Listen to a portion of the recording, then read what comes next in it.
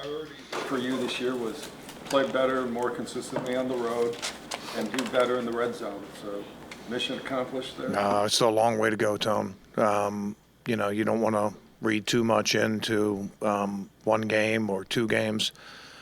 We did see some positive signs that way, though, which is good. And our red zone defense had a lot to do with coming out with the win in that game. You know, gave up particularly one play that we shouldn't give up. But you know, some positive things. Getting the win is the most important. I have a kind of a philosophical question. You know, this week and over the first 2 weeks of the season, there's been a lot of talk about scoring being down, passing being down, especially with the increase in two high safety shows. You as a coordinator kind of usually stick to the single high, man-to-man principles. I was curious, like, over the years, has there been maybe pressure internally, externally to kind of shift away from that? And, you know, just because it seems like you're kind of part of the minority now in terms of the way this is being played. I mean, I don't know. I mean, you do what fits your players and what's, you know, what you think is best to win a game. That's the only thing we care about. Been a lot of good single high teams. Seattle was one of the best defenses in the league for a long time and might have been more single high than we do. So, but it fit them really well. Their guys knew it, and they played hard. And I think that's probably the biggest thing. I'm not up on those conversations. I mean, there's plenty of ways to combat too high. There's plenty of ways to combat one high. Tampa was one of the best defenses in the league, played a lot of too high. You know, so it's just how you do it, what you do, and we like what we do. We think it fits our players and allows them to play fast, and that's things we're more worried about than what league trends are, or what anybody else would have to say about it. Alex Wright, how have you seen him develop since you've been here, and did you feel like there was a turning point last year? I think right at the end you started really piling up the sacks. Yeah, I mean, he's been really productive over the last part of last year and then starting this year, and he's being rewarded with more opportunities. You know, that's a big thing. But, you know, I think, you know, he started last year injured, had a little hard time, you know, sort of getting his footing and going. But, you know, he's played good, consistent, and physical football for us. I think that's been probably the biggest thing. He brings a physical element to us, not just pass game, but also the run game. He had one bad snap in this last game, let a run get outside of him, but also made possibly the game-winning play. You know, so he's still a young player. He's still working on consistency, but you play well, you produce, you get opportunities to do more. What challenges does his connection with Daniel Jones present your defense? Yeah, I mean, he's the second most targeted receiver in the NFL right now. Yeah, it's 2 games, so small sample size. But, you know, I don't know if anybody else sees the comparison, but he reminds me a lot of Odell Beckham, just in the way he moves and his run after the catch ability and things like that. They target him a lot when they're looking for big plays, and also they target him on some short passes that he's been been able to break tackles and things like that. They have an explosive offense when it comes to big plays. Slayton is fast. Wandell is he's a small guy, but he doesn't play small. He does all the dirty work. He'll block. He'll make catches in traffic. And then Neighbors shows good promise as a rookie. So, you know, just like every week, our matchups are really important to us, and we're gonna have to play well on the outside to be able to go. And generally, how well we play outside has a long way to go with how well we play in the game. Small sample size there. When do samples sort of become indicative? Like, how long into a season can you start to identify trends? Well, you mean trends with your own guys, or you talk about trends throughout the league? League Neighbors leads the NFL in targets through 2 weeks. Small sample size. I mean, how long until that becomes a... I don't know. You have to ask our statistical. I mean, we're played 2 games this year, so I mean, it's hard to, you know, I mean, there's a lot of things in the NFL that can look good or look bad in 2 games. What we're really just concentrating on is trying to address our inefficiencies. We're trying to find out what our formula is and, what our best combinations of players are. I mentioned, Alex, and, it just goes for everybody. Produce, be on the field more, and that kind of stuff. So, I don't know. I really don't know how to answer the question. Daniel Jones. Good. It's fine. Daniel Jones had ACL surgery in November, but is he any less reluctant to run? Oh, no. Have you watched the games? Dude is, second play of the game, against Washington, he's keeping it and he's not sliding. He's running like a running back. You can see a lot of the similar runs that Coach Daboll had with Josh Allen. They're still in the game plan. There's, when we faced Dak Prescott and Lawrence, both of those guys had legs and they both had running ability, but generally their offenses sort of limited their running opportunities to high leverage situations, short yardage, low red zone, things like that.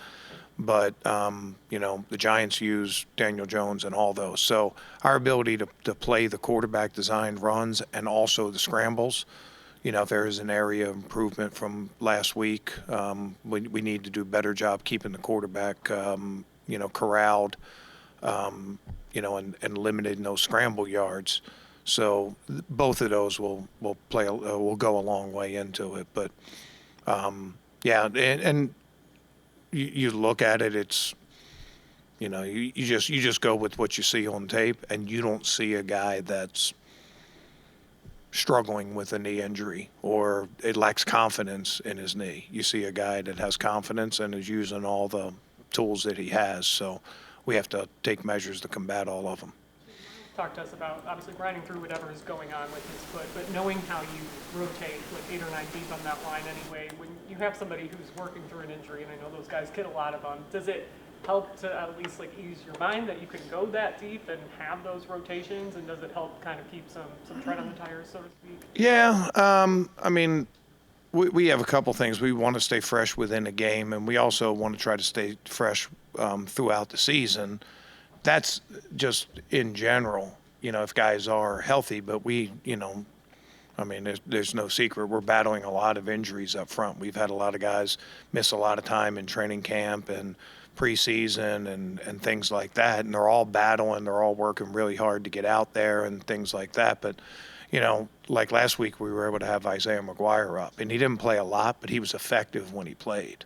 Had some really good rushes for us. And, you just got to get contributions, all across the line, and other guys, have to pick it up. Miles is still Miles. He gets a one-on-one and he sack strip. It's just getting him those one-on-ones and, finding the other complementary rushers is, sort of where we are right now, but he's battling.